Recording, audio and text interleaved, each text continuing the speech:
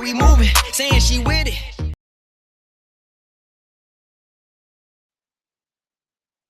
And we are live now. I had to run through my little intro and do all that fun stuff. Especially because, I have absolutely no way to introduce the podcast. I have decided that I don't know what to say, ever. Like, I love it. welcome. Hi. How are you doing? Like, that's literally all I do. Hey, that's a pretty normal way to start a conversation. So I'm letting a couple people get in here because I told them, I said, it might be a few minutes because I wasn't sure if I'd have my screen set up in time. And then, oh, they're starting to come in. I see them. What's up, Kat, Ben, Patrick? By the way, if anybody hasn't figured it out by the name right above her, that direction, this is Steffanie Holmes. She writes. She's an author. And I have her book. I'm so excited. This thing just came on Amazon. I just told her. I was like, hey, this just showed up at my door like an hour ago. And this is one of the series, and I'm going to get into this one later and talk about this. If that's good. It's my favorite series. You know what? I was going to say, it seems like this one kind of hit a little close to home for you. Oh yeah, definitely. I mean, they're all personal in their own ways, but this one is particularly personal. So right. Yeah. No, I understand. We'll definitely get into. Oh, there's Champagne Rain and Annette. Everybody, they're in the YouTube live chat right now. We are live on YouTube. If anybody's listening to this later on a different platform, if you want to see us and you want to see the live chat, just go to YouTube and you can check it out there. But no, I mean, I'll be honest with you. I've read your books before. I usually go down and binge read everything. I'm obsessed with series, and they have to have multiple books, and I like them when they branch off too. I'm real big on that because then, it just keeps going and going, and that's great. Hi, Mega Lockdown. Thanks for showing up, man. How you feeling? But my thing is that I hadn't read this series, and here's why. The reason I hadn't read this specific storyline is because it's some of your other books. In the beginning, you say, if you don't necessarily want these types of content, check this out, right? And I'm here for the dark and dirty. Like, I want the dark and dirty. I want the triggers. I want the suspense. I want all of it. So I didn't go to this series for that reason because I'm like, well, hell no, I want all the dirt. Right? Because I'm thinking, okay, well, this is going to be like a children's book because, I don't want anybody to be upset. And I'm like, then I read it and I'm like, oh, not quite. It dawned on me that you were talking about more trigger situations. Yeah. It's not that it's not smutty. It's not. I mean, it's like full of murders. It's just that it's more like lighthearted and fun, and it's not. Yeah, the guys are more kind of like gooey and possessive and stuff than they are like anti-heroes. I love my anti-heroes. Me too. That just needs to be like a tag, so I can just go to Amazon and say anti-hero, and then dark, and then there I go, and I could just run with that. Me too. But sometimes you just need something that's a bit gooier, I think.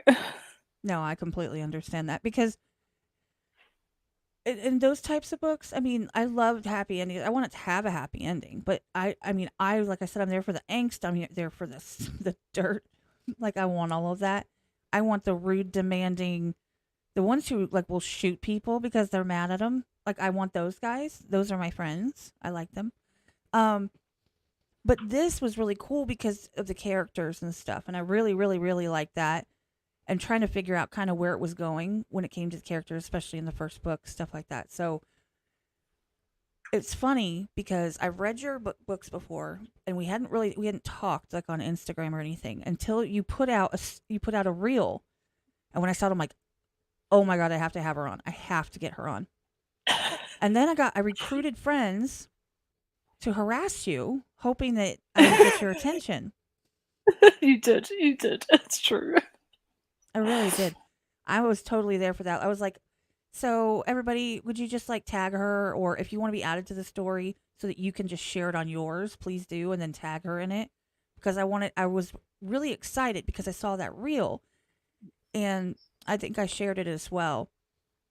But if anybody who didn't see my stories like a week or two, it was like 2, 3 weeks ago, it was literally you talking about wanting to be an archaeologist, right?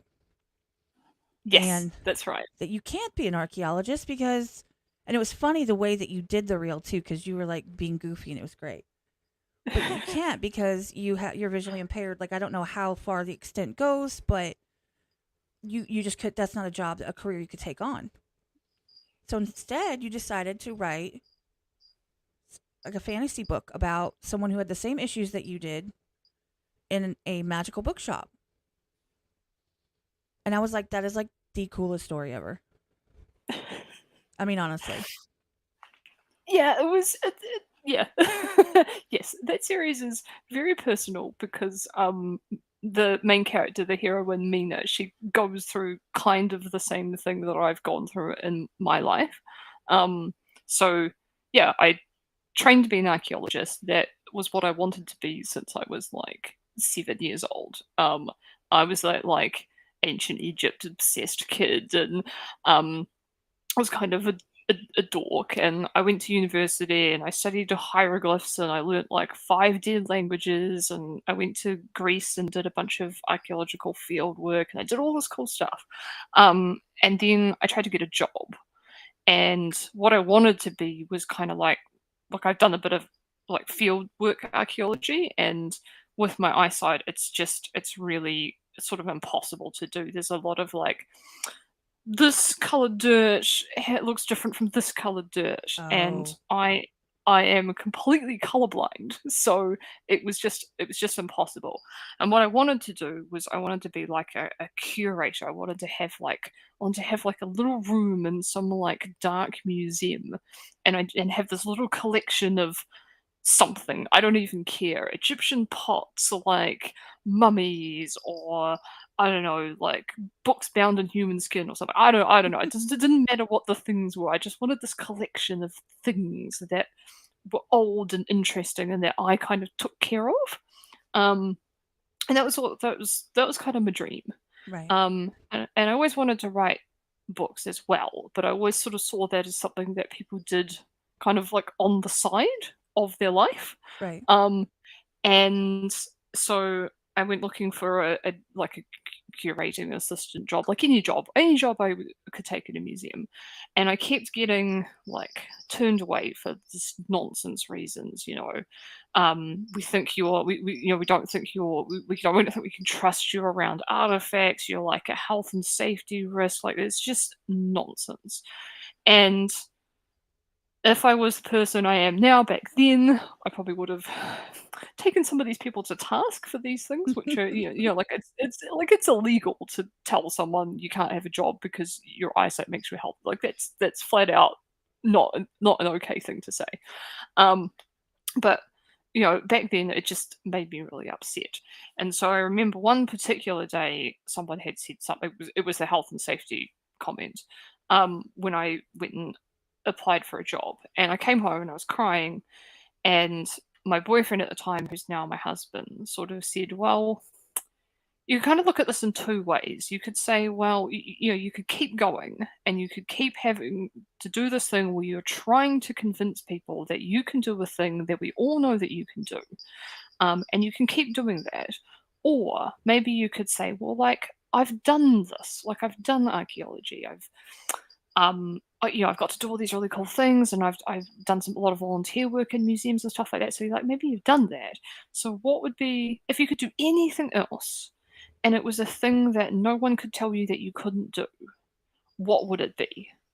And immediately I went, well, I would be a writer. And so that was I spent the next however many years trying to do that. And the Nevermore Bookshop series wasn't the first series that I self-published, and it wasn't. I had about 20 books maybe before that one, and I was doing pretty well. But that series, and combined with another series, my Kings of Miskatonic Prep series, those two series coming out sort of roughly the same time, gave me basically enough income that I could quit my day job, I could be a full-time writer, and being able to do that, telling a story about a woman who's going blind, who like gets to do all these things, gets to have adventures and have the three guys and work magic and all this cool and solve murders. Like being able to tell that story with that character is just and have people love it. It's just it's the best. It's literally the best. No, I mean, it really is. And I know that you have a lot of other content out there. You have a lot of other books that you have written. And I've read both of those series. So I don't, I get weird. Sometimes I go through and I'll read books in order that they came out if they are related. And if they're like, if you do world building, right? I'll go through this, anything that has to do with your world that you've built. Because you know how some people have like a series like this and a series like this, but it's all in the same world. I want to start from the beginning there, right? And I don't care if it's like, let's say wolf shifters here, and then you've got griffin shifters there, whichever came out first, because that's when it's building the world not only in the book but in you as an author's mind. So I get to see from the beginning and how it builds on itself and how it like adapts, how the world adapts as you keep writing.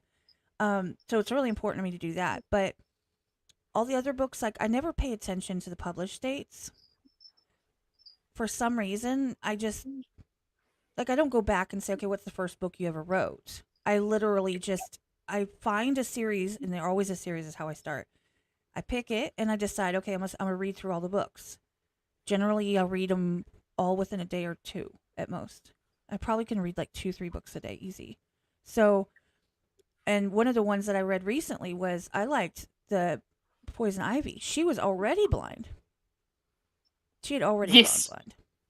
Yes, Fergie was amazing. She was so fun to write. I get a lot of interesting reviews from that one, because I wrote it as a blind person, and so sometimes I don't explain, and this is probably my fault. Sometimes I don't explain. I'm not sure. I was very deliberately not explaining a bunch of stuff. Like she knows she knows what color her clothing is, and some people have sort of said in reviews, well, why does she know what color her clothes are if she's blind? And I'm like, because because if you were even if you can't see colors, you still grow up with like an articulation of what colors are. Like, you read books where people talk about the sky being blue, or someone having really pretty green eyes, or you can like associate. You understand that the color green is like a color from nature, and it's like really fresh and like Right. crisp, and blue is like the color of the ocean and the sky, and it's quite deep and kind of fathomless, and red is like really passionate and kind of like you kind of understand these things intellectually even if you can't see the colors. And so tends to be when you buy clothing or anything like that, you ask someone, well, what color is this? Right. And then you just like, I remember.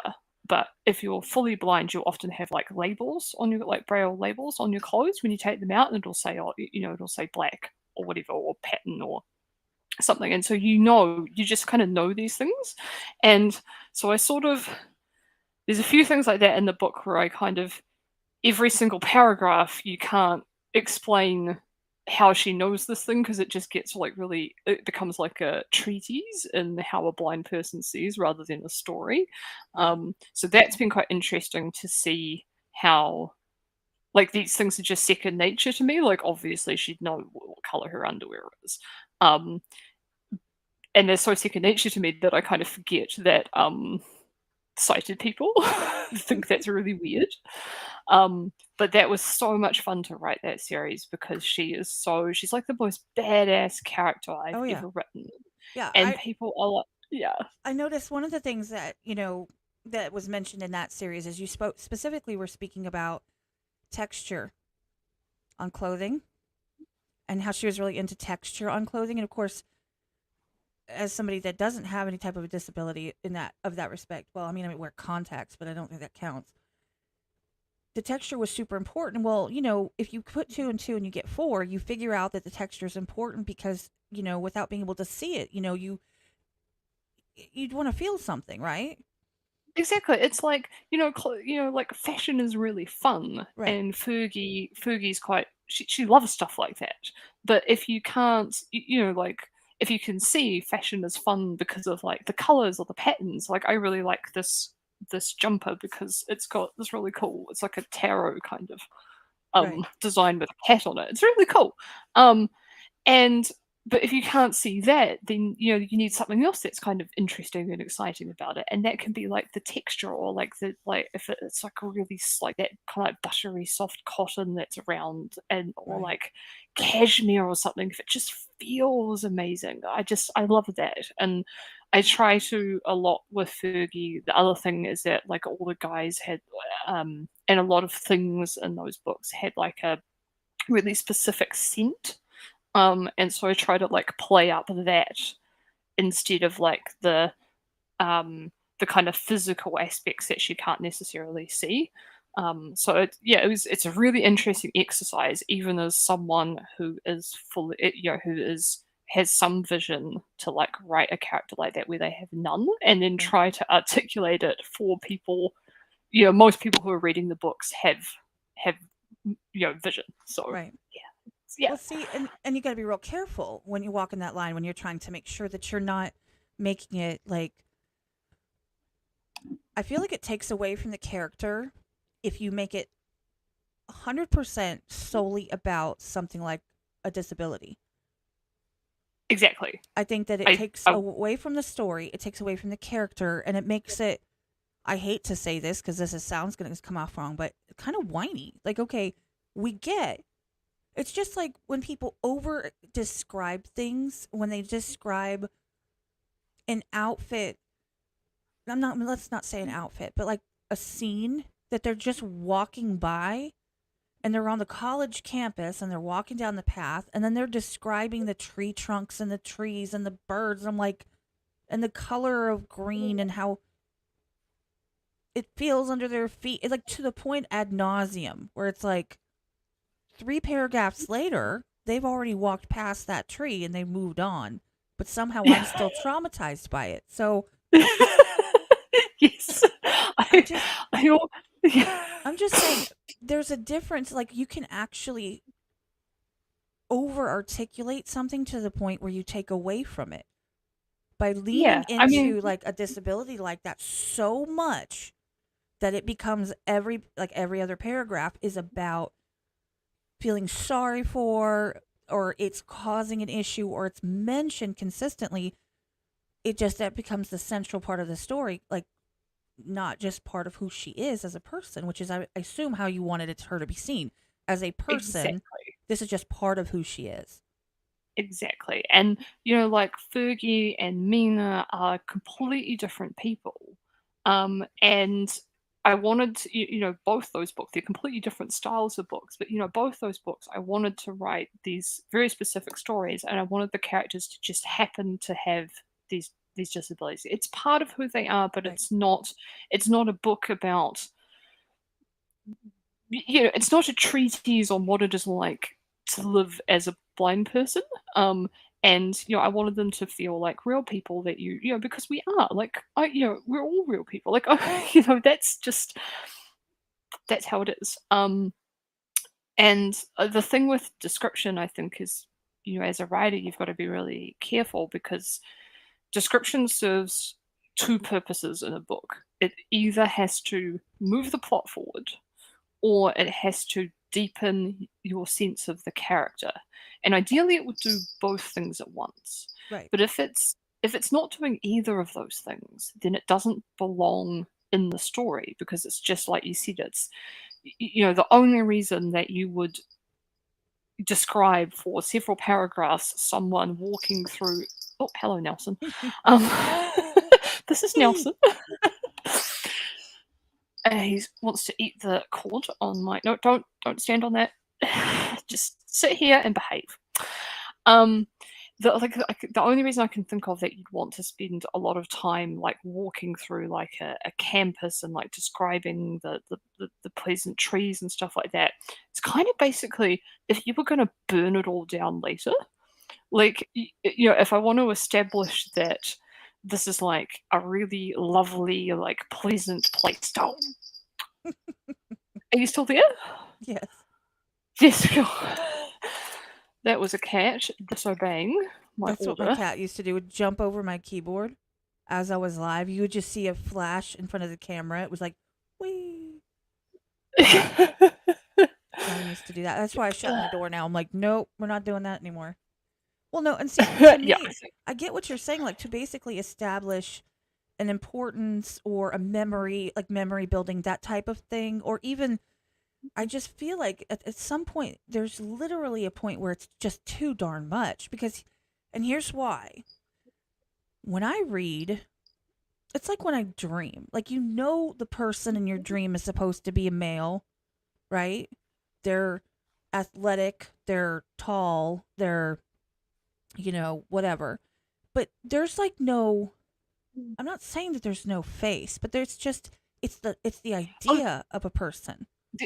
I believe, and don't quote me on this, but I believe that actually there is no face. I believe that when we dream, we don't dream faces, but our minds like give us like we dream is very very vague, but our Right. minds give us like a series of like basically like you're saying like they give us a series of clues that tell us. Like I often wake up and I tell my husband, so there was this person, and I'm pretty sure it's meant to be you because of the way I feel about him. But if I think back on the dream, I have I have a sense that there was a person, but I have no visual of who they are. Right. And I remember reading somewhere that we don't dream faces, and I can't quite remember why. I think it's because our mind can't put together like a dreaming mind can't quite put together the details to make different faces for like all the different characters, and so it just gives us this like vague. It just gives us the clues that we need to put it together to say this is this particular person, or this is a man, or this is like an old man, or like a young, like a baby, or so, do you know what I mean? No, absolutely. Um, And that's what yeah. I'm saying. Like when it comes to reading, as I'm reading, I'm not necessarily having a play act out in my head. That's not quite how it works. But if I pause for a second and I make a reference within something that someone has written, and I am comparing and contrasting in my head without even actively doing this, I just do it, right? And I'm like, wait a minute, I thought, oh, okay, cool. Like that passing thought, that fleeting thought that you don't actually pin down and think about, that happens. I don't need someone to give me all the details. I like to use my imagination too. I would like for it to be maybe the person is 6'2", 227 pounds with shoulders exactly this wide. No, I don't need that. Yeah, we don't need to be able to draw like an accurate picture of them. That's what I'm saying. We I just think I think it's yeah. like filler. It feels like filler to me when people do that. Now whether they're doing that for a different reason, and it still comes off that way to me. And so that makes me kind of my interest backs off a little bit. I No, just I can totally understand that. I think sometimes it's us authors indulging ourselves a little bit. I love a description to like love a good description to like kind of like enhance the mood. Like I use a lot of right. quite gothy sort of settings, so I love to sort of like dwell on the details. And I really love descriptions of food. And so I often use like foods from a specific area or that have like specific memories and things like that. And I'm quite like I like to be quite lush with those kind of descriptions. But I always remember I had a friend who was writing a book once, and it was a historical novel. And I always remember this thing she said. And she was trying to describe this woman was in this like bathing scene from in the during the Regency era, I think. And so she went down this massive rabbit hole of trying to figure out what like the bathing ritual of a woman in this era would look like. So like, what products would they use? Like how would they do it? Do you know what I mean? And then she realized that this whole thing, that this whole weeks of research that she'd done to do this scene was completely useless, because she didn't need all this whole scene of this woman like washing herself and stuff. It was completely pointless to the like, it didn't move the book forward. It didn't deepen the girl's character. Nothing happened except that she washed herself. So she just deleted the whole thing and wrote, "She washed herself," and it was this whole like 5-page scene, and it could be summed up as "she washed herself," and that always stuck with me. Like, Wow. yeah. Well, that's going down a sociology rabbit hole, which I absolutely adore. Sociology. I love wanting to know why they did the things they did, and how the access to different, products and different technology, and especially prior to 1700, how that made them act a specific way, and how it worked for them, things that didn't, why they went through these crazy trends. We think they're not so crazy now. I mean, look at us now. So it's not so crazy anymore, but they would go through these shifts, and why they would do the things they did, why they did their hair a certain way, all of that stuff. And it was all like, social cues, and, the people that were social leaders that were kind of, pushing this, that, or the other, and trying to get standing and all this. So I go down those rabbit holes too, but I kind of do that on my own anyway. And so I can Exactly. understand how you could use that scene and describe it, right? Or you can just say she washed herself. Like, I get that. It's just some people like it when she washed herself nicely. I don't know. Like, Yeah, look. If something happened in that scene, like if she was in the bathtub and the hero happened to walk in, or maybe she slipped a hand down or something. Do you know what I mean? no, exactly. If it was it, then we can fill it with beautiful, lush details. But if it's not integral to the plot or to her character, then it's got to go. Even if we spend weeks researching it, even if we love it. And yeah, I'm the same. I love these sort of those kind of lush details. But we can definitely, and I have in the past, very much so, get a bit kind of like indulge ourselves a bit with them at the expense sometimes of moving things along. I Right. think Well, I mean, this has and I been don't, this is really I don't think interesting. that's an issue. I think that it consistently throughout a story. I mean, this is just me being a critic. I mean, I'm just critiquing it, not you, but in general. But doing that consistently throughout a story is where it becomes ad nauseum. Now, if it's one specific, scene, or maybe you just took, artistic license, and you decided, I really want to describe this cup because it was a cool cup, and people just need to know. Like, and Big Kahuna said something in the chat. He says, "Do you play out personal life experiences in your stories when you write?" Um, so yes and no. Like they're very. I can look at a book. I can look at a book that I've written, and say, here are the things in my life that I have used this book to work through, if that makes sense. Right. Or here are these specific. Here are these kind of where I've got the inspiration from these scenes from my real life, for certain scenes from my real life. But anyone else reading it, even a close friend, I think, a lot of those things they wouldn't see them. Right. So like I'm writing this new book at the moment, which is this new series at the moment, which is actually like you said, like a world continuation of the Nevermore bookshop series. And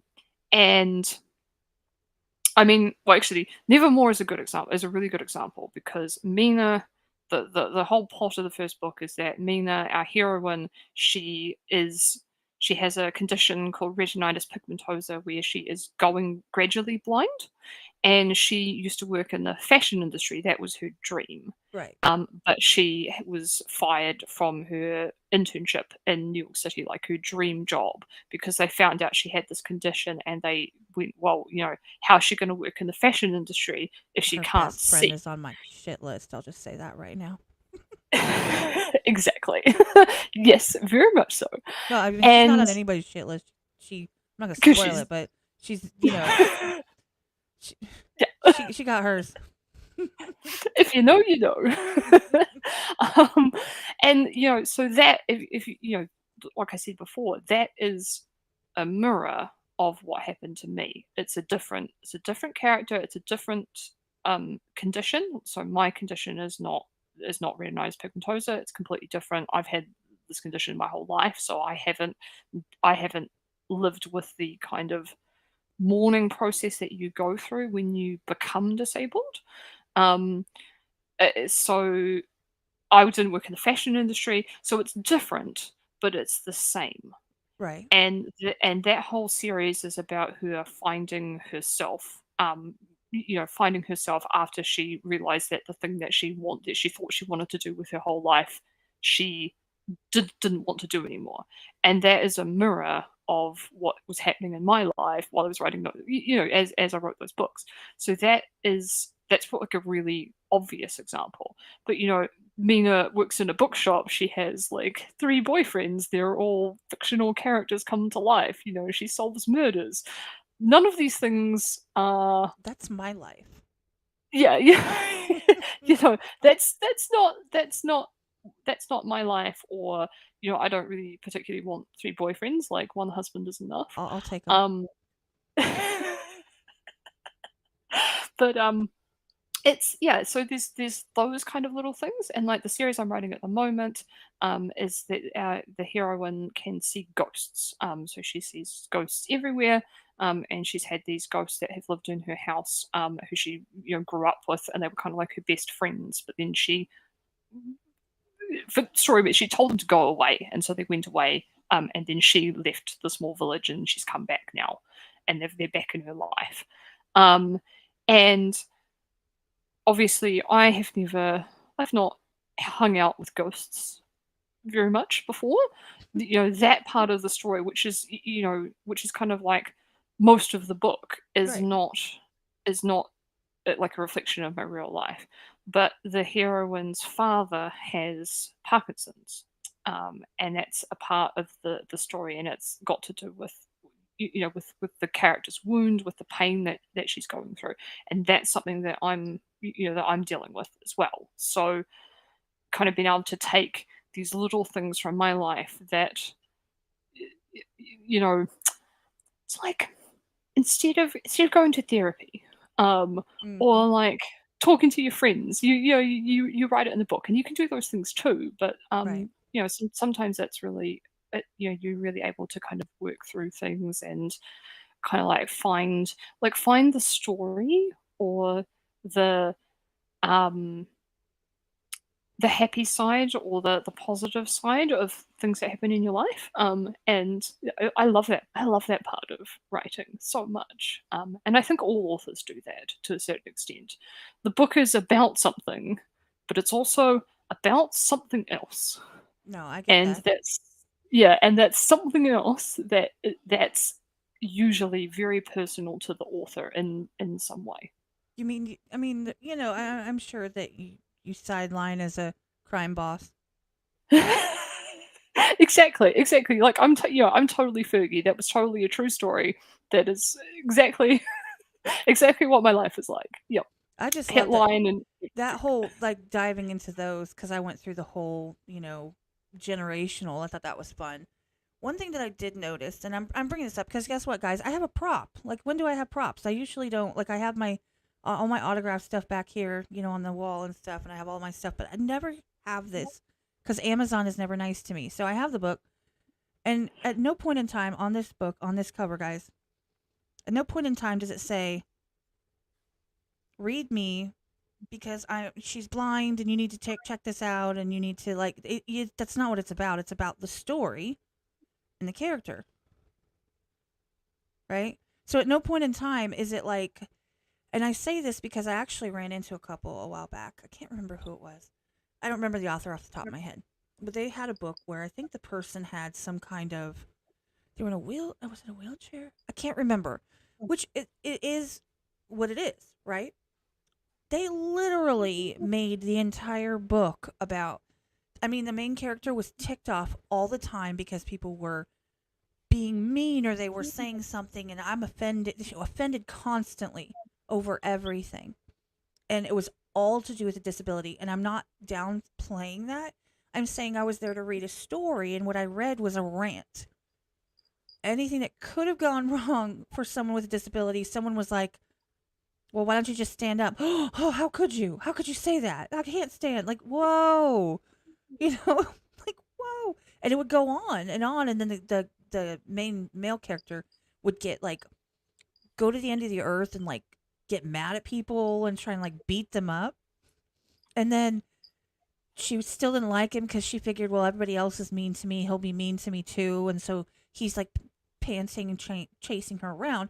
And I'm like, I just wanted a story, man. I didn't need it to be like, there's a big difference between making that the only thing. Yeah, kind of like clickbait a little bit, like, and it just being part of who they are. Just like my eyes are brown, that's part of who I am. Do you know what I'm saying? It doesn't have to be the only thing about who I am. Exactly. And I mean, I haven't read that particular book, so it might have been the story that the Lucky. author really wanted to tell. But it's just, yeah, I'm very, that's not the story. If I want to if I want to educate people about what it's like, and some of the annoying things that we go through, that's, I think, the job of an essay, not a novel. And I have a very different job to do in a book, in a novel. And the whole goal of, so obviously not every one of my series has a lead character with a disability, Right. although quite a number of them do. And each series has a different, I have a different, like, going into it, I have a different idea of what I want it to be and what I'm trying to make people feel. But the big thing with Nevermore in particular, and Poison Ivy to a lesser extent, was that I wanted to write the story about a person who was like me, who got to exist in the world and have adventures and solve the crime and save the day and get all the guys, and not have to like lift up this whole kind of kind of culture of ableism or something. I just wanted them to get to be a person, and Right. that was the goal going in, and that will continue. It's worked really well, so that will continue to be my goal going forward. The new series that I'm working on, it's got three ghosts, are the heroes, and one of them is blind. And eventually I will stop doing blind characters and start doing other other disabilities, I think. But at the moment, that's, it's the one I have the most experience with and feel the most comfortable writing. And also in the series, the ghosts are kind of inspired by, so they're all from different eras in history, and some of them are inspired by like very specific people in history. Right. And this blind ghost, he's inspired by a Victorian blind adventurer named James Holman, who is kind of like one of my heroes. So it's really cool to write this guy who is sort of basically this guy I've always like deeply admired, and like make him like this fun adventurer, who like gets the girl, and who gets to be like kind of like sexy. I love that. So that's been really fun. I appreciate the way that you do write, because there's obviously struggles and there's acceptance and all of that, fun stuff in this series specifically, that belong there 100%. It belongs there because you have to come to terms with what's happening and how the changes are happening, and it's devastating, especially when you rely on it so much to start with. But I liked that as I'm reading, I would forget sometimes, because it wasn't the only be all end all to the entire book. That wasn't all it was about. And it had to revolve around it nonstop at every moment and every turn. And I got to just be in the story.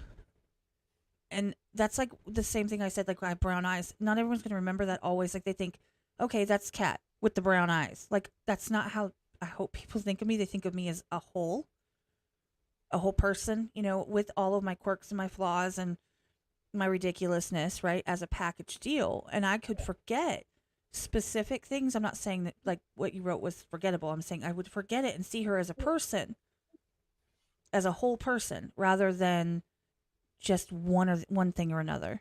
And I really appreciated that because it has to be done correctly. It really does. Because people are going to go, whoa, whoa, whoa. You've got, all these guys and they're blind. Like, is that really a good situation? It kind of makes you pause for a minute. How's that going to work? Well, just like it works for everyone else. Exactly. Parts still work. I actually thought it was kind of cool because I know that one big thing in a lot of different series, right? Especially any ones that deal with, what's it called? Like possessive men. They always love them wearing their shirt, right? Like that it smells like that. It's like a thing. And a lot of people do use that in their writing. And you would think, of course, that's 10 times more for someone who's visually impaired because those other senses are heightened, so it matters more that sounds that people make like under their breath that people don't hear usually, that they really focus on and stuff. It matters. I don't know. I thought you did a good job with it. Personally, I like all your books. I've read almost all of them. Not all of them, but I'm getting there. Thank you. Yeah, there's quite a few. And I do have some questions. Go. Hit me. All right. Desiree says, I'm curious, is Holmes her real name? I'm sure she gets people suggesting Sherlock Holmes.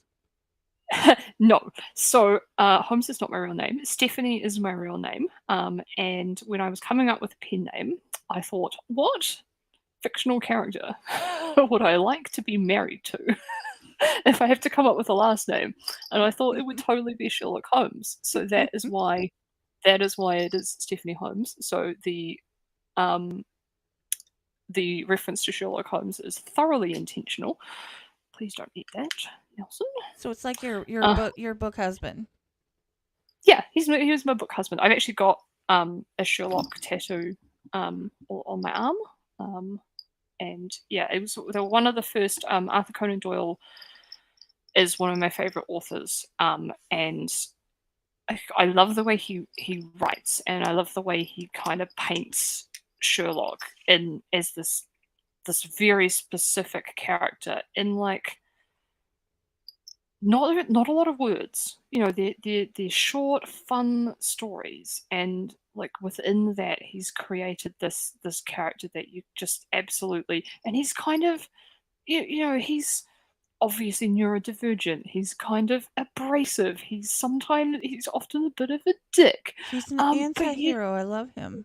Yeah, but I just love him so much. He's the one everybody likes to hate because he's an asshole. Because he really is. But exactly, I love that. Exactly. Especially if you can tame them. I mean, they're the best ones. Don't they always say a rake makes the best husband or whatever, like the bad boy, the reformed bad boy. The reformed bad boy. Exactly. And I think he, he wasn't writing a romance. Like Doyle wasn't writing a romance, right. And there's no. Sherlock is in many ways like oh god, bloody cat. Is in many ways aromantic, but he's sort of, in a lot of ways, he's the inspiration for a lot of my heroes. So yeah, no, it's very intentional. And no, Holmes is not my real name. I have noticed there is a theme that generally. Sorry, I've had a tickle in my throat like for I don't know. 3 hours, driving me completely crazy, so ignore me. But I've noticed there is a theme with some of your heroes, the male versions, right? They tend to love some solving stuff. Like there's one in particular, oh god, his name starts with E. What's his name? He's a vet. Eli? Yeah. Eli? Yeah, Yeah. so he was like, "Oh, he's the case solver." Like it's consistently brought up to the point where I noticed it across multiple series, different people. I noticed there seems to be at least one that is really like, "There's a mystery. What? Hey, let me go." Like they're the ones that's going down and figuring stuff out. You know what I mean? Like there's Yep. always No, one. I've noticed that, there's so always it's kind of yeah. interesting. No, it's very my type. Is like a problem solver, and the kind of the clever like the person who uses their brain to kind of put things together in a creative way. Like that is totally my type. So there's usually one of those.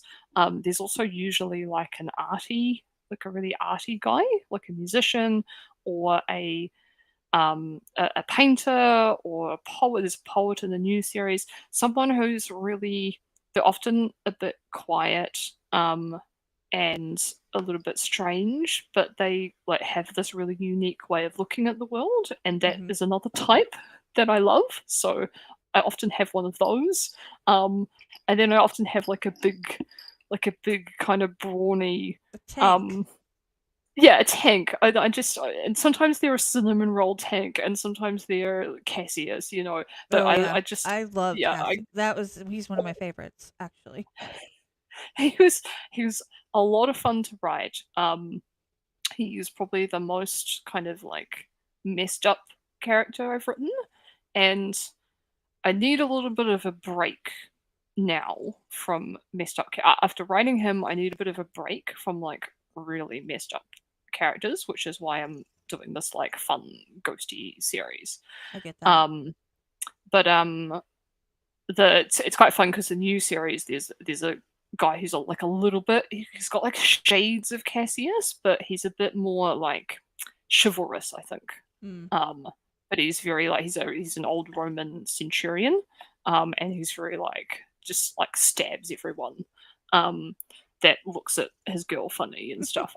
Yeah, it's quite fun. That's awesome. I have another question for you. For this one's again from Big Kahuna. He says, "If you're ever approached by like Netflix, Prime, etc., what would your vision be for an adaptation of the series, like an animated live action? Like, how would you want? Like, if you were to get this specific series, let's just say the Nevermore Bookshop series, right? If you were to get this series into a visual format, what do you think would work best? What would you want to see it? I mean, some people like It's claymation. I don't know. Oh, that's interesting. It's not something I've ever given much thought to, because honestly, the likelihood of it happening is not high. So it's sort of not something I think about a lot because it's very unlikely um, that any studio would ever pick up a reverse harem. It's just a little bit too like They left of should. center for them. I know they should. They totally should, but it's unlikely. I have tons of But in suggestions. Yeah. But in saying that, having watched in like a month the new Wednesday series like 3 times, I kind of like something like that sort of style. Like very, it's just yeah, it's got a little bit of a Hogwarts vibe, but it's like a very Tim Burton-y vibe. If Mm. if you could ask me who I would want to show run the thing, that would be a really good, that would be really good. Like that, or like the Sandman series, like that kind of, or even a little bit like the Lucifer show, like that kind of vibe. Mm. Yeah. Um, definitely TV rather than movies because I like an episode rather than like a big movie. I don't like movies because they end. I mean, seriously, I that's what I don't. talk about it all the time. I like series because I want it to keep Totally. going and going and going. I want this. I want Yeah. it. I don't want it to stop. I mean, I guess at some point there's a good ending point. You got to write a good epilogue because you can't just leave me hanging. You got to tell me like they had 8.5 children, and they have their careers, and then tell me about their grandkids. Like it's cool.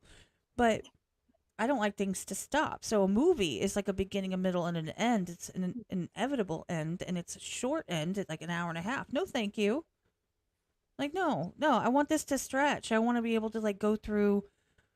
I at least spend an entire 8-hour day to get through the series. Okay, you know, Yes. like Yeah. I think it's they're all it's all going on an adventure with characters, and I guess a movie is one adventure. Like you get one adventure with those people, and right, then it's done. And maybe if you're lucky, it'll get another one. It'll get a sequel, but sequels are never as good. But then a series, you kind of, if you like the characters, you get to go on several adventures with them. And sometimes, even if the adventures are really mediocre, the character you love the characters, so they kind of pull you through. Um, Whereas I think for a movie, if the characters are really mediocre, then you're like, oh, now I've got to sit here for 2 hours, and it's just it's just long. I'm one of those people that I would always rather.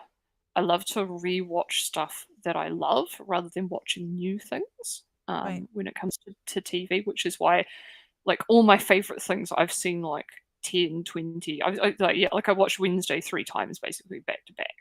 Um, but and I've seen Lucifer like 10 times, and Oh, I basically just Lucifer. rewatch the Gilmore Girls all the time. Like I'm constantly watching the Gilmore Girls. I was But thrilled yeah, they kept going on that. Like they brought it back, and I'm like, wait a minute. Number one, okay, I'm gonna be real with you here. Okay, I am. oh, we're gonna get. We're gonna Oh, talk Gilmore Girls for a second. Um, I 100% was team. See, I've seen him on so many things. He was in Gossip Girl, and he had the blonde hair. He was the rich guy. You know, like oh, what was his name? Logan. Logan. Thank you. I knew it Logan. was started with an L. I was team Logan all the way. And I know that's like a complete that's nobody's opinion but mine, but that's okay. And then when they come back and then they're gonna get married, everything was great. And then it felt I'm like, come on! I really thought it was gonna happen. I was really upset, and then they stopped. And I don't think they have another season. I don't watch TV anymore. Like I stopped like 2 years ago, pretty much.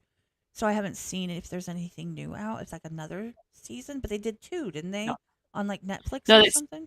So they did with Netflix. They did 4 like movie length, like summer, autumn, winter, and spring. Did I Like miss a 4 couple? movies, and they haven't done anything since. And the end, I hated it. I was so excited when it came out, and then there's in that revival, the story for Emily was beautiful.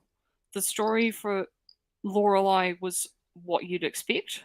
Like like it was always going to be that exact story that they told basically. Yeah, you And weren't surprised. Rory's and Rory's story was terrible. And Yeah, Rory was like she was someone I really identified with growing up. Like we often it sounds so silly, but I would often be going through the same thing in my life when she was going through it. So she was like applying for Yale and I was applying for Oxford.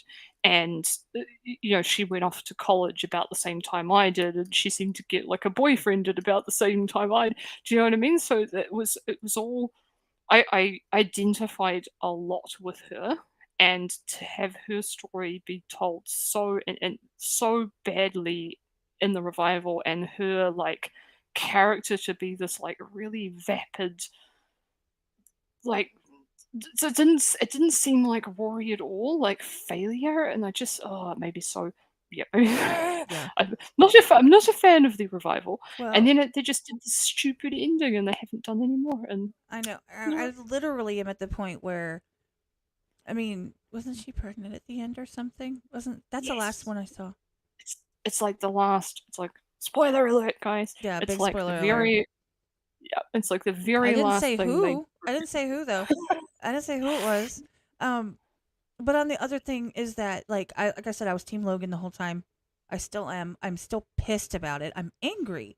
He plays these characters that actor plays these characters where he constantly he makes a he is perfect mind fodder for book boyfriends. When you describe a blonde, entitled, stuck up bad boy, that's That's who I think always what of. That's always who I think of too. I just think Logan, always. Mhm. Um, Love it yeah, though, I but would. I love it though because he's so good Yeah. at it. But then he always gets passed over, and it makes me mad. Because that's the guy in that's the character I like. I like the mean guys.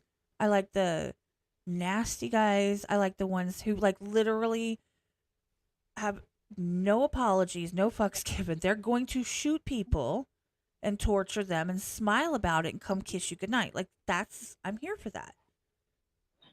That's my favorite, at least. So I liked it, and I'm still pissed off about Logan. I am. And don't No, get me that's started fair. on Shadow Hunters. Don't get me started on that. I see the chat. Don't you dare. Don't start. They had so much potential, but it was just I like know. and it was really good. I didn't read the books, if there are books. I didn't read the books. I saw the show. The first episode, okay? She can see them, nobody else can. It was a whole thing. Remember? Shadow hunters. That's the whole point. They're moving in the shadows. They never addressed that again.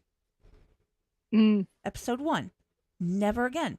They never said, "Oh, well, they can't see us. We're in the shadows and here's how we move in the shadows and stuff." They literally never addressed it. And that's the name of the show. Yeah, that was weird. I'm like, come on. So, like, don't get me started. But no, Lucifer, yes. Lucifer, I love those. Hades, Lucifer, give me gods, goddesses, everything. Give me real people, give me fake people, give me mafia. I'll take it all, man. I have to like a lot of stuff or else I would run out of books. Yes, I think you would. I really would. I read too much. Which celebrity would you have play the main character? Amy asks. Again, this is hard for me because I don't really. I don't recognize people, so like I don't know who's who. I If it was Nevermore, I would have Benedict Cumberbatch play Moriarty. And that's the only one I could tell you. Like the other ones, I don't like. I'd know it when I saw it, but I don't know. That's the only one I could tell you. I think like Hugh Jackman would make a good Heathcliff. He would. I mean, if He his hair would. was redder, maybe. I don't know. I Yeah, just see him as like a little bit redder hair. yeah. I can't think of anyone. Maybe even like, oh, what's his name? Viggo Mortensen. Oh, I don't know. I don't know. No, I don't know. No, it's a good question. I mean, you just never know. Sometimes, and here's the thing, and I know I've talked about this with other authors in the past, and I've talked about it on the podcast in general when I'm just randomly rambling. But there's multiple ways that people write, and some people literally they come up with a complete character, who would play them, what they would look like. They have all of that mapped out, and they build a story around it. And then some people build a story and they build their characters around what makes sense. You know what I'm saying? There's all these different ways to approach it. So, like the idea of a character versus you could make a clay model of them and detail them specifically, and it would look exactly what you thought, like you meant it to look, right? Like, Yeah, I kind of get it. You know what we were talking before about the dreams? right, It's kind of I feel kind of like that about characters. Like I have a sense of them, but I couldn't tell you. I often can't remember what color their hair is, what color their eyes are. Like I kind of have like a, and I think it's because I'm not a very visual person, so I don't. Yeah, I kind of they're like an amorphous blob right. that's filled with all these like feelings and sensations, and that's kind of what like. I remember how Maury makes me feel, like how writing him makes me feel, and how like people like that make me feel. So I remember how he makes me feel, but I couldn't tell you what color his hair is. Well, see, that's my thing is that, like, sometimes I've decided that I disagree and I'm changing the character's hair color in my head. Like, I'm sorry. She doesn't strike me as a brunette. She's a blonde. Like, and from here on out, in my mind, it's a blonde. What's anyone going to do about it, right? I mean, really, you can't get mad. But I can understand that, there's, like I said, there's different ways. Like, I know people will the same like me. When I had to write in school, I would write this entire story, and then I would have to pull a rough draft and then pull an outline. I would write the whole thing first. If I tried to make an outline, I couldn't write at all. That's how I write books now. I don't write an outline because otherwise I wouldn't write the thing because I know what's happened. So, well, I mean, on top of that, like again, there's two approaches there. I mean, two different ones that authors I've spoken with. They each had different approaches. One of them writes out how they want it to go. They know the ending, but not necessarily how they're going to get there, right? And some people know where they're starting, and they're just letting it take it where it goes. I usually have like a vision of the like first few scenes, and I think that we always, even if we say we don't know how a book's going to end, we kind of know how it's going to end because like it's a romance, so it's going to end with them getting together. Like that's, do you know what I mean? We don't know what exactly that's going to look like, but we do know that's going to happen. And a lot of my books are mysteries, so I know at the end the mystery is going to be solved. Right. And so I think I think we, even if we say we don't know how it's going to end, we sort of actually do, but on like a very high level. But that's pretty much all I know. I have like a sense of the characters. I have a sense of what the first like kind of like a vision of what the first scene is. Like, you know, if it's going to be this, you know, this bookshop series, then the first scene is going to be her walking into the bookshop. Like that's the place to start. There's no other place to start. It has to be there. You know, it's like, you know, it's like an academy series starting with the characters going to the academy. That's the first, you know, that's the place to start. Right. And then everything in between is just influenced by, okay, well, what would this character do next? What would this character do next? What's the next, you know, what's the next clue that they're going to find? All this kind of stuff. And it's quite a fun way to write, I think. No, I agree. I mean, I just like I said, when I read it as a whole, I do the whole thing, because if I read it in an outline, right, and I'm like, okay, meet so and so, then the next is this. I feel like I have to fit inside those boxes, and I think it stunts where they could have possibly gone. It could have gone off on a wild tangent. Who knows? But you're never going to get there because you're stuck within these constraints you put yourself in. But some people need that structure, so it's neither here nor there. It's just interesting to ask. I mean, I personally have stopped watching TV. Not, I mean, it's not the TV's fault. I just, you know, I just don't have time. And I don't want to sit there. I'd rather read. So I read a lot. Everybody that knows me knows I read constantly. I mean, there's a book on my Kindle, if I swipe up on what I'm looking at, what's going to pop up is going to be a book that I'm reading. You can't see it, but there's a book right there. It's always open. I have all my book collection. I mean, books are everything to me. And I don't know how, and people think it's funny that I read, they call them my dirty books. But it's like having a TV show that doesn't fade out when the people get together and they start to kiss and then it fades out. And the next day they're drinking coffee and you're like, well, that was okay. Because there's so much dynamic that goes on beyond the PG side, right? Especially if you're bringing, you know, different aspects, characters together. You know, that's why I like reverse harems, because not only you have, I mean, it's almost like I don't want one book and like two characters. That's not enough for me. I have to have a ton of all their different personalities. Like,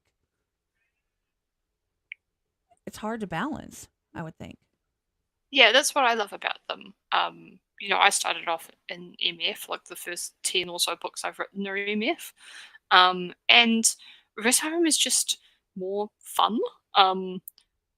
It's just, there's a few things, like you can have a harem, and because everyone's got to be a little bit different, your harem doesn't have to be all like super alpha males. Like that, you can have some interesting characters that really wouldn't be able to carry a romance book on their own.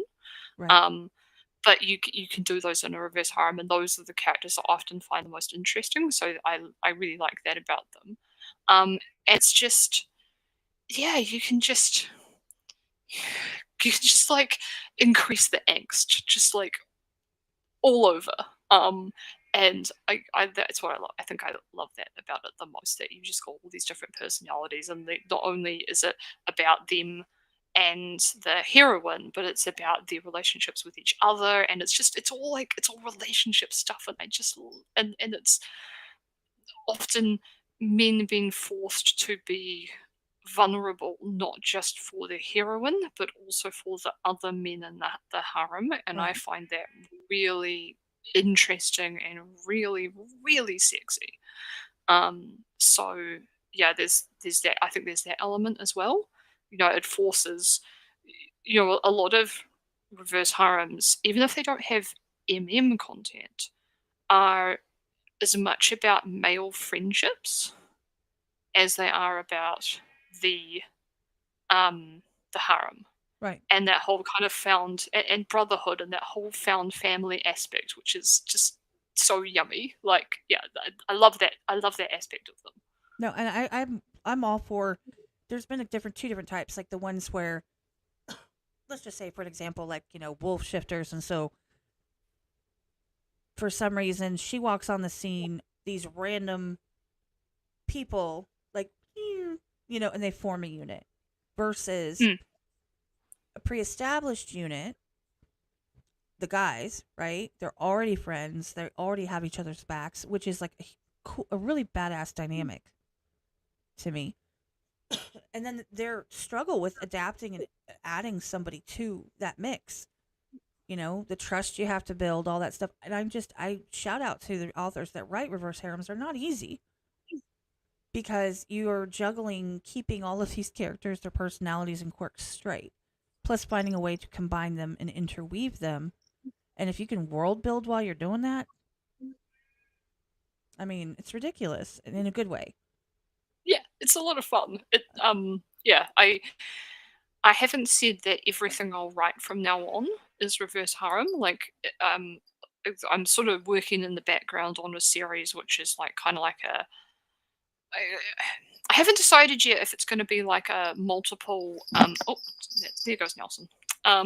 If it's going to be like a multiple point of view with like lots of different point of views throughout the whole series, or if it's going to be kind of like one book about this couple, one book about that couple, and it's like a fantasy sort of style, romantasy sort of style, academy, dark academia kind of series. Right. And I haven't decided if that's going to be, yeah, like multiples or like each book, but some of the relationships in that are just plain old MF, and I haven't done plain old MF in a long time.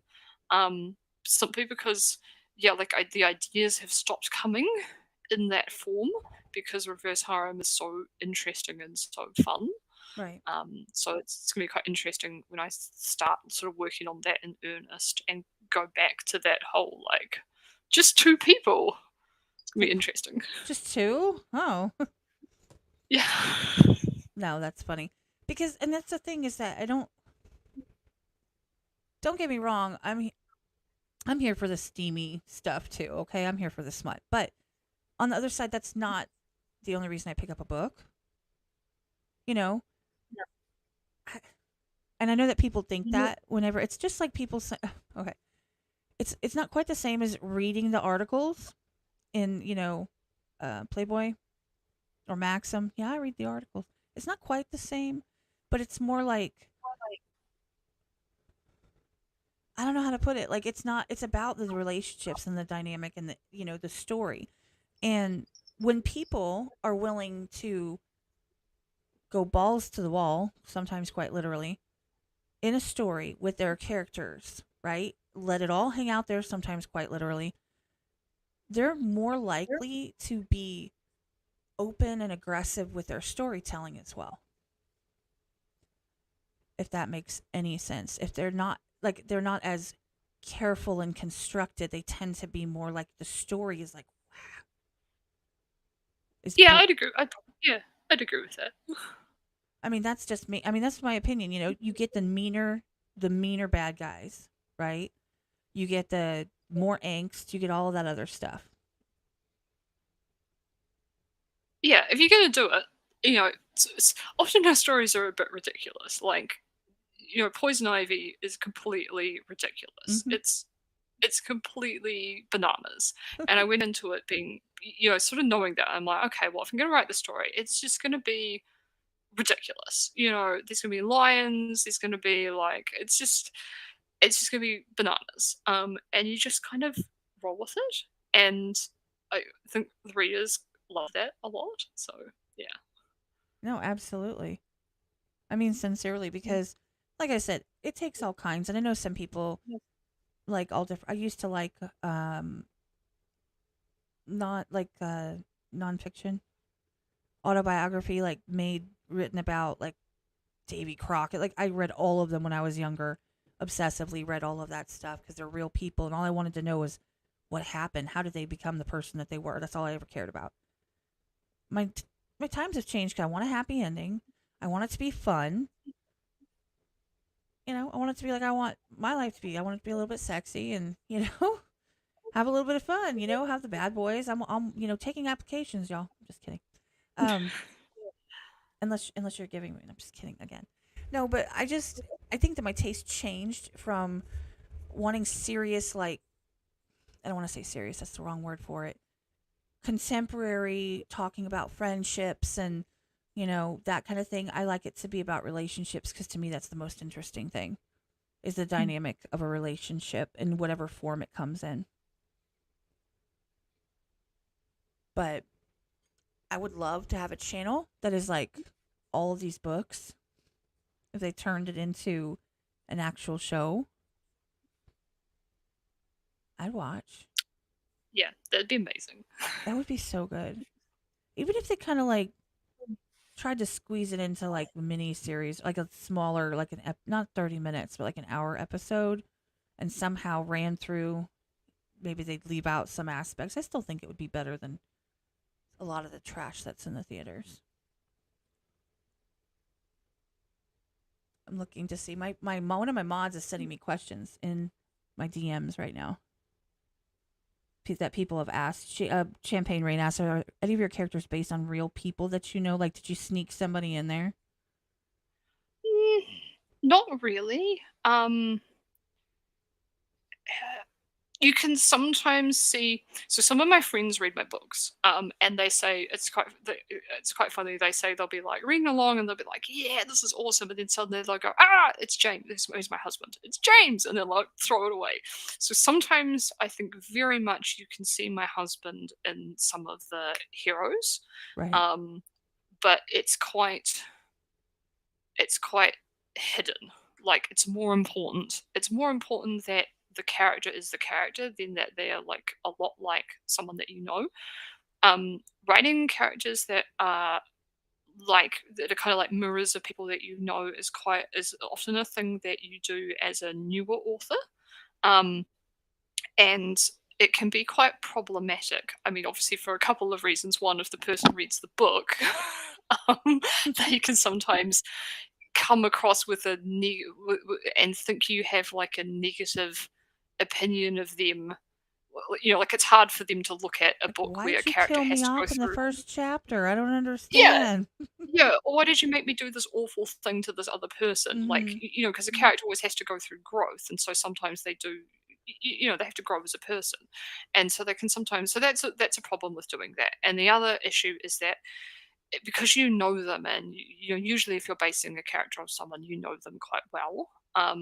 You often will find yourself in the book, and instead of asking yourself what would the character do next, you're thinking about what your friend or this person you know would do next, and the two things are not always the same because the Right. character needs to fulfill this certain, they've got certain shit they've got to get done in a book. They've got this whole growth arc that they need to do, and so their purpose is very different from your friend who's just like living their life. And so it can be a bit of a trap for newer authors, and you can often see it when you read a book. I find I can sort of go, they've based this on someone they know. I think.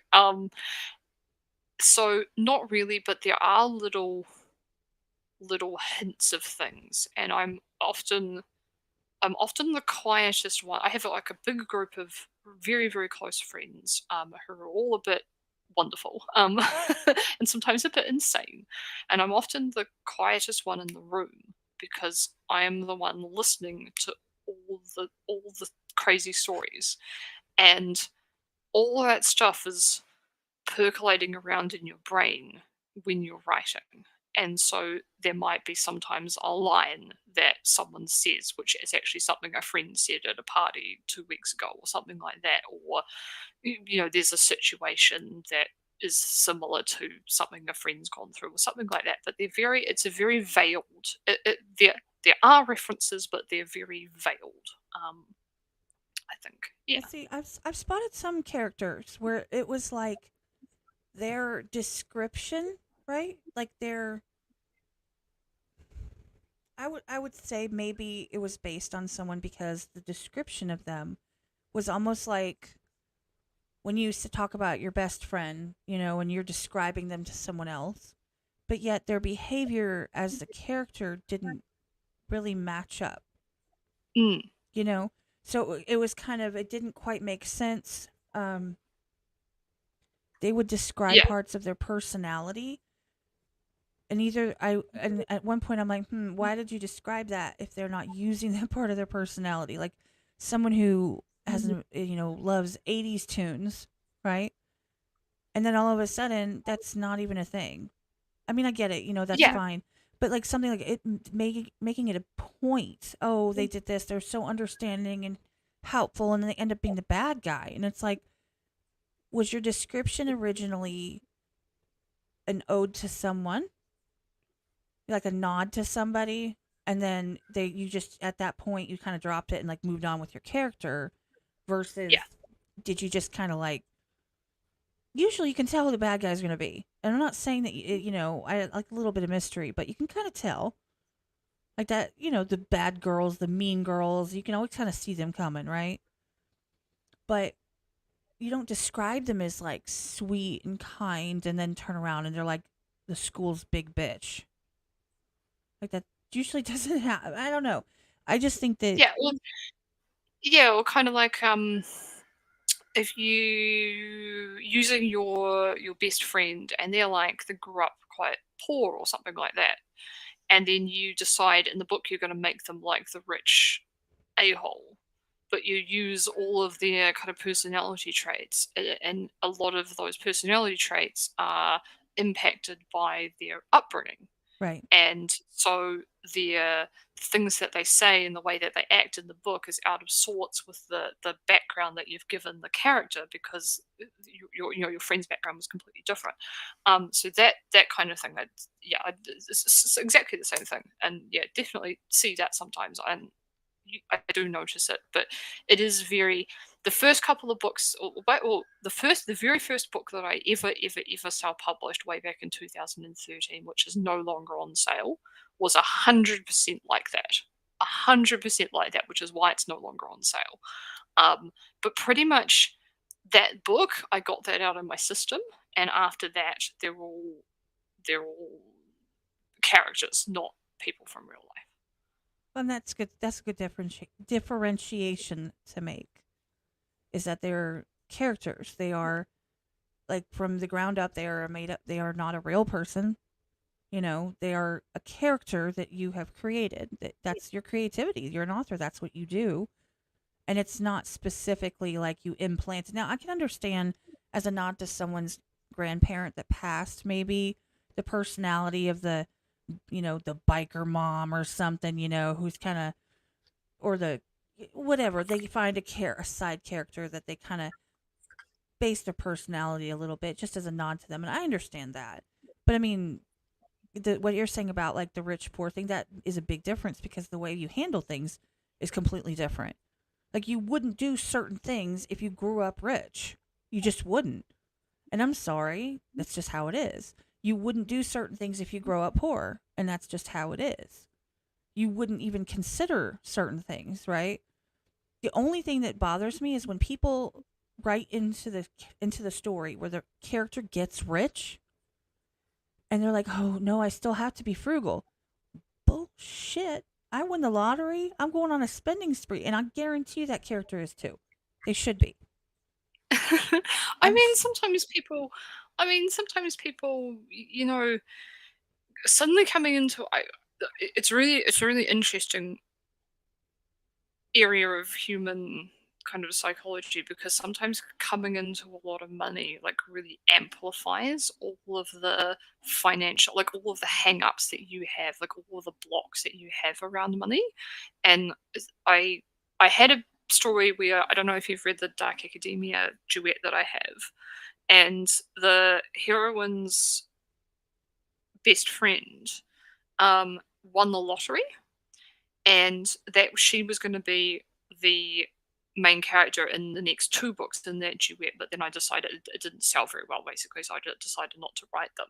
And I was going to explore that a lot because it's a really interesting, when your family lived a certain way, and then suddenly you've got.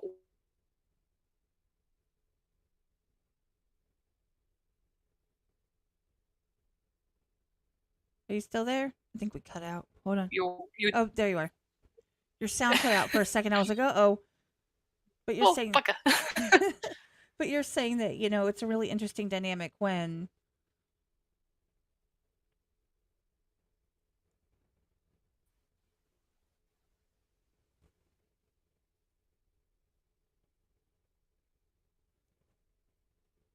I think the cat ate her internet. Can you guys still see me in the chat?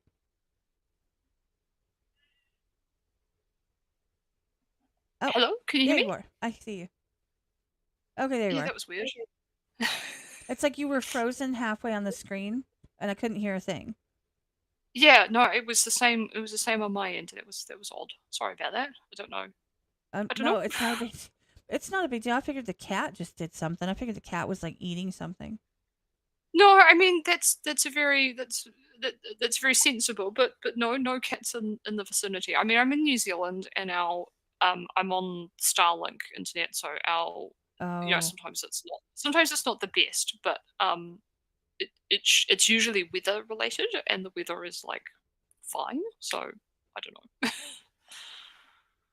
no, but you were saying the dynamic of someone who like comes into a lot of money and how it Yeah, can, yeah.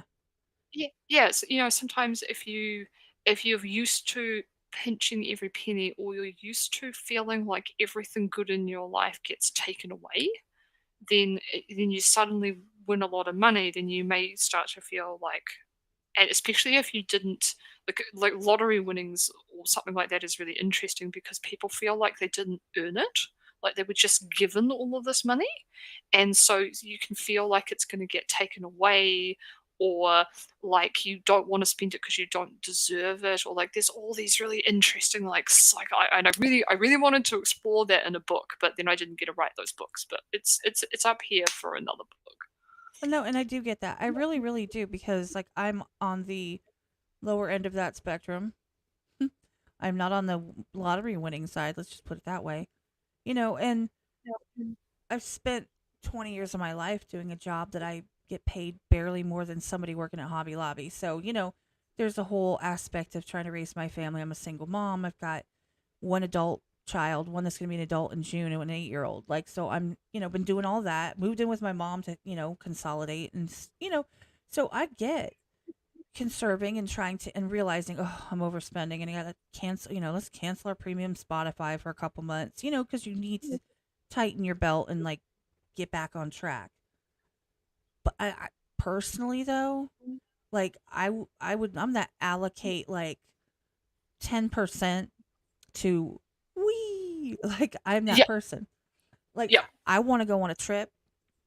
I want to get every book I've ever wanted autographed by everybody and all my albums autographed by everybody, which these are and some of my books are, but like I want to go I'm going to buy them because I don't spend on that cuz it's not cheap.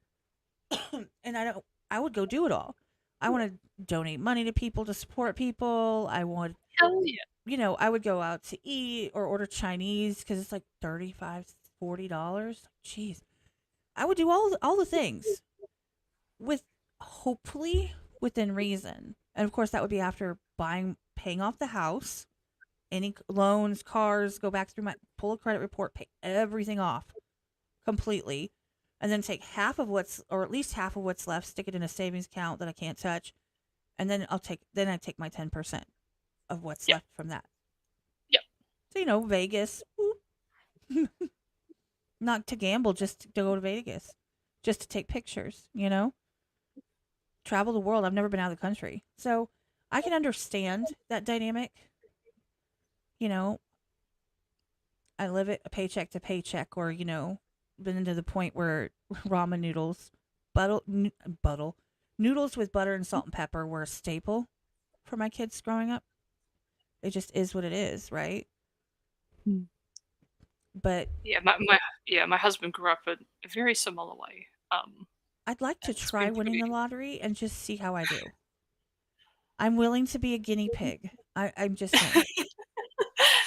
I'm okay with you, and you can study me and see what I do. And if I'm a major screw up, or if I handle it okay, or if it fries my brain, I am volunteering to be a case study. Just saying.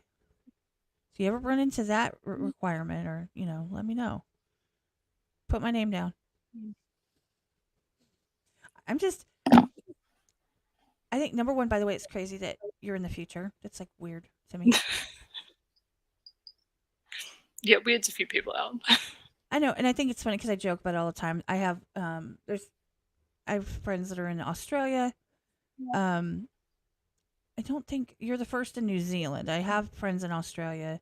I have friends that are in, Indonesia. I have friends that are in Thailand and stuff. So that figuring out the time difference is not fun. No, it's not. But I always, have to. Oh, you're in the future. Do you know what the lottery? Who's going to win the lottery? Do you know what the lottery numbers are? You already been through today, so you're going to tell me, is it going to be a good day today? Well, I think it's a pretty nice day so far, but no, don't know the lottery winners, unfortunately. I have a friend of mine, Fiona. She's actually a mod, and she's in Australia. I think she's at work right now. But she always I would say, oh, so how's today going to be? Since you are in the future, you already lived it. She's like, well, it's pretty pleasant. Nothing really crazy is going to happen. But, you might want to watch the news at 8. But other than that, you should be good. Weather will be, so. I'm like, I got a whole ass forecast. And she's on the other side of the world. And it's just funny because we play into that dynamic. But the time zones are a pain. Isn't there a point where a time zone ours are the furthest apart that there is, if I'm not mistaken? I don't think. I don't know. I thought it was us in England. I don't know. Well, so if I'm 6 hours from me. So usually if it's I don't know what time it is now. It's 10 or 10:30 here. It'll be 10:30 at night in England. Oh, see, it's 3:30 in the afternoon on Thursday here. Yeah. So, and I thought it'll be I just keep picturing a line in the globe where it literally can travel back in time. You cross the line and it's yesterday because of the time it's zone. fun. Yeah, it's funny when you travel. So I like to travel a lot, and we will often fly. We'll fly from New Zealand to Europe or something, and it will take 30-ish hours on planes or in airports. Because you can't go the whole way. You have to stop and get in there. So it'll be about 30 hours you'll spend on planes or in airports. But often you'll get out, and it'll be a couple of hours after you left, and that's quite weird. Or half a day after you left. That's quite weird. No, that would be really weird. Yeah, but then you lose time on the way back. So you lose you basically lose 2 days of your life, even though it only takes 30 hours. It's a double-edged sword. Yeah, that's too much for me. I'm I go to the gas station and come back. That's my traveling right there. That's all I do. I don't go anywhere else. I'm a hermit. I talk to people on here. I run the podcast. I have my Discord community. I help out content creators and artists and stuff as in any way I can. And I work a full time job, and I work from home, so I sit here, just like a little bit that way, and that's my work computers right here. So I don't go anywhere. I can't imagine trying to deal with that. Be on a plane for like, or even in the airports and stuff for like 30 hours, like over a day. I'd like do a layover, get a hotel. Yeah, Try sometimes we do that. It's try it again tomorrow. Like that didn't work out it's today. We tried to get it all in one. Nope. All right, let's start over tomorrow. Cause the rest it's like a 6 day travel. Can you imagine though? People go on adventures when they would get out in the world, and they would like not have planes. They'd be gone for like months. weeks on a boat to get to New Zealand. Oh my gosh. It's crazy. Of course, I'm horrible at geography. I just found out that Hawaii is on California's side and not Florida. So that was fun. That was a fun discovery last year that people are still making fun of me for. So I know in general that New Zealand is near Australia, right? Yes. Okay. Making sure, because with my knowledge, you just might never know. But I know that that's like really far away, and the way I know that is because my Australian friends are always sleeping when I want to talk to them, and it's rude. So Yes. that's how I know. See, practical application of knowledge here. I don't have to know geography to understand it. I just can't imagine trying to like travel there. And I know your guys' customs is crazy, like trying to get stuff brought in, like if you order something. I mean, it's not. I don't think it's as bad as people think it is. Yeah, you just got to be sensible. I think you don't bring in fresh fruit or stuff like that. But I sort of don't know why you would anyway. Yeah, just try not to have an apple in your pocket when you come through the Hey, gate. I watch the airport TV shows where they're like Ah, customs, and I'm like, ooh, they got them. People bringing in the weirdest stuff. People bringing in like grains, and like you can't have this grain. This specific grain could have a parasite that could yep. destroy all kangaroos on in Australia. I'm like, oh, well, I Yep. just None of that. yeah, like I thought it tasted good in like in my cereal. I don't know, um, but people try to be sneaky about it. They try to sneak stuff in. I just know that like some of my friends have issues. Like it takes like 6 weeks for them to get anything shipped to them. Half of Oh, it, I mean, that is definitely an issue. Yeah. and it costs a ton of money, and it half the time it gets stuck in customs or just never ends up showing up. So like 6 months later, they're like, "Well, I gave up on that one." I just think Yeah. it's interesting. Do you live like Yeah. No. rural or do you live like urban? Yeah, I live rural. I live rural, but we are an hour from the center of Auckland, which is the largest city. So it's kind of like the best of both worlds. Like, I'm looking out my window right now, and there's like a whole bunch of ducks just hanging out on the garden. Um, but if I want to go to a concert or something, we're just an hour's drive away. So it's I really like it. Like wildlife in your backyard? Yep. I can't. I couldn't do that. We have stray cats and dogs, and I lose my mind because I think they're all going to attack me. I think they're going to chase me. I can't imagine being there and having like wildlife. Well, it's pretty. I mean, it's just ducks. Sometimes Ducks you are might see. mean, man. Or maybe I'm thinking Oh, geese. Maybe yeah, I think you're geese. probably thinking of geese. These are lovely ducks. They just chill out and they just they just follow me and they want to eat the sheep because we've got sheep, so they want to eat the sheep's food, and so they're just like, oh, you're feeding the sheep. I guess maybe I'm thinking about like, again like Eli and the lion. I mean, No lines yet. that's what I think of, honestly. Like being out in the wilderness with like a stick and a tent, like a lion. That's what I'm thinking. No lines here. We're very lucky. No poisonous things like Australia. It's pretty much perfect. And see, I know that they're completely different. I know they're completely different. And it's just interesting to me because you guys are on the other side of the world. And yet, honestly, until you told me that, I didn't know that. When you said, "Oh, well, I'm on New Zealand Standard Time." Oh, I wouldn't have known because it doesn't not translate. That's not the right word. Like you wouldn't guess because like, I know authors all over the world. You Yeah, know, yeah. We're all we're all over the place, and it's cool about Amazon because you can publish. We can publish our books from anywhere, and that's wonderful. And a lot of my books are set in the US or set in the UK because it's more kind of relatable for a larger number of people. Um, and it's not that I won't set a book in New Zealand, it's just that an idea has not yet occurred to me that would be ideal set in New Zealand, if that makes sense. And one day I will do a bunch of stuff set here because it's a pretty cool place to live.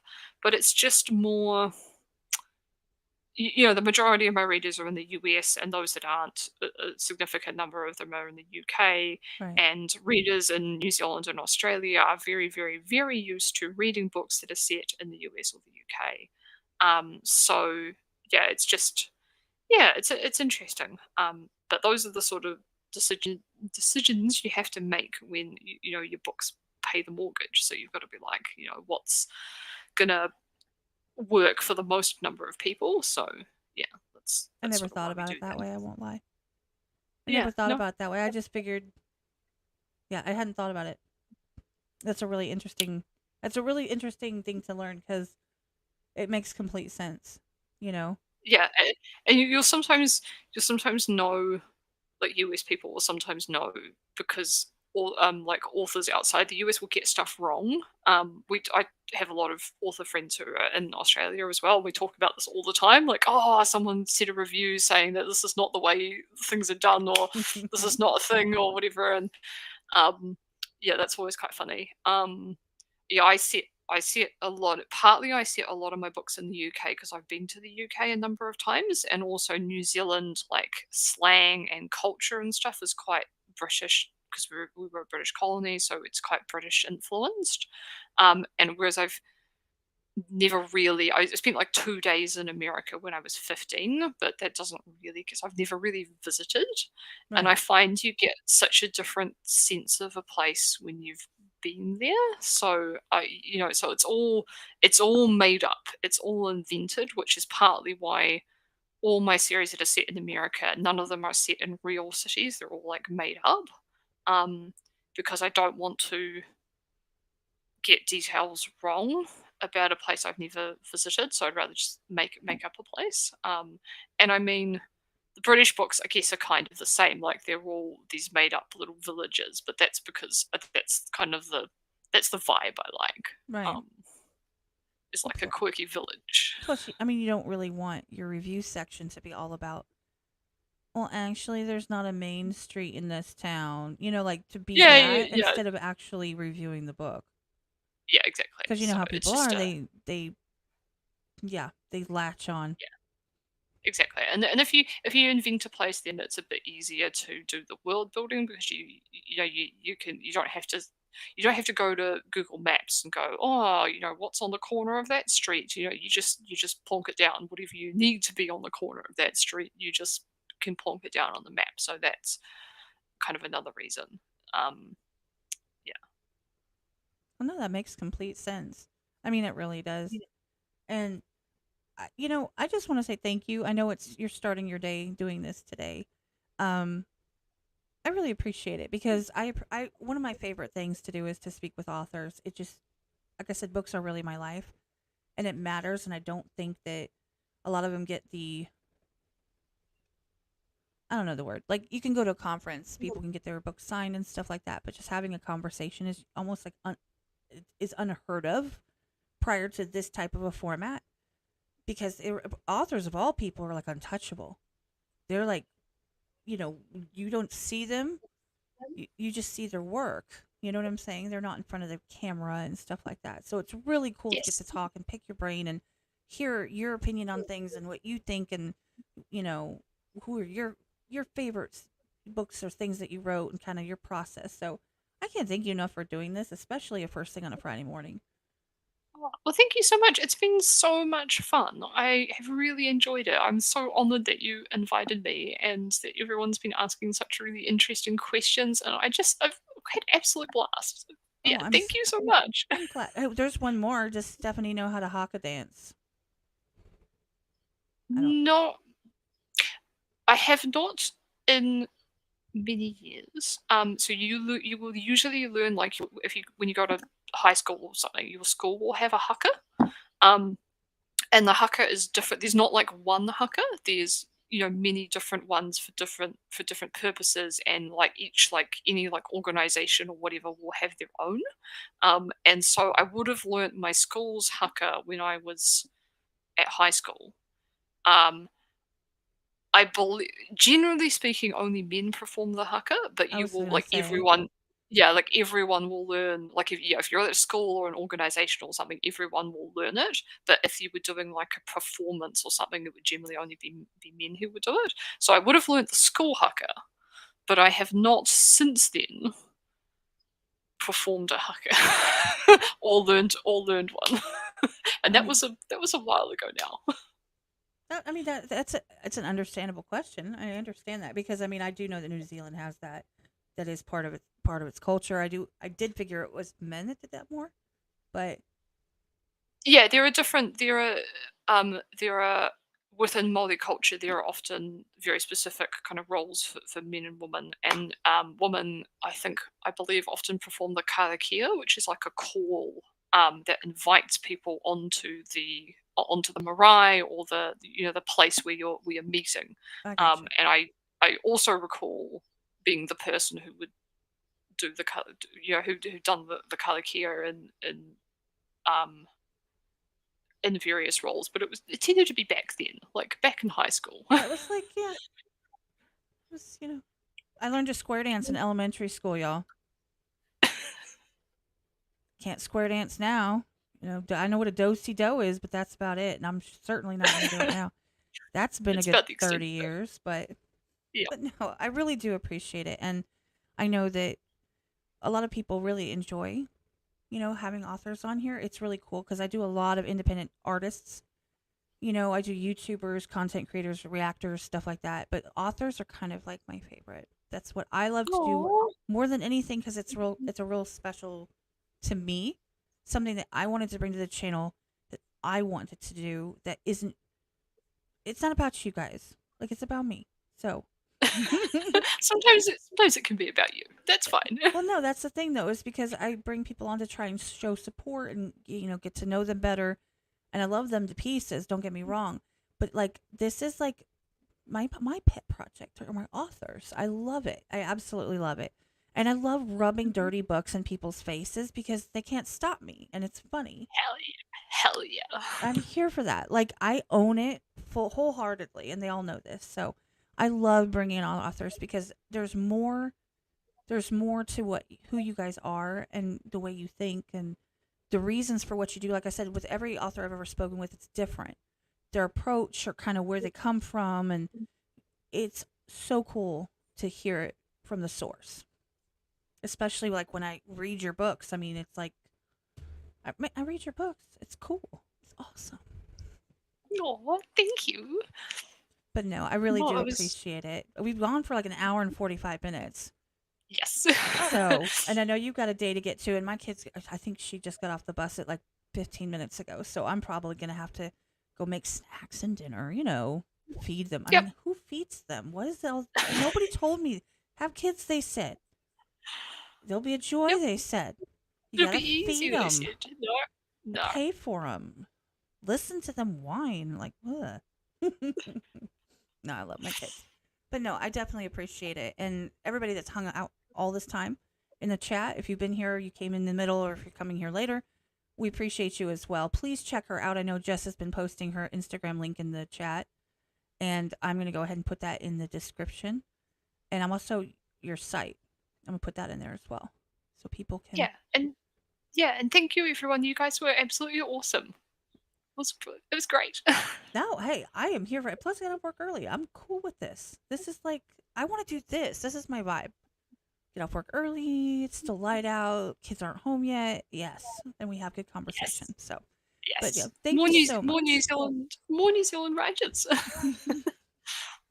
No, I appreciate it. We're gonna get out of here, you guys, and let her get on with her day. Now I gotta take care of mine. So, appreciate you as always, and we're out of here.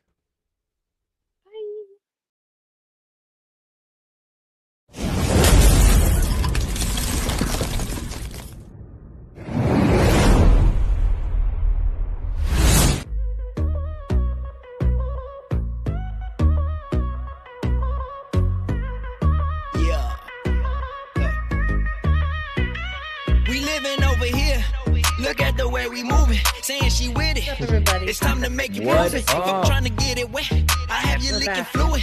And if it's money to be made, you never beat me to it. I be on the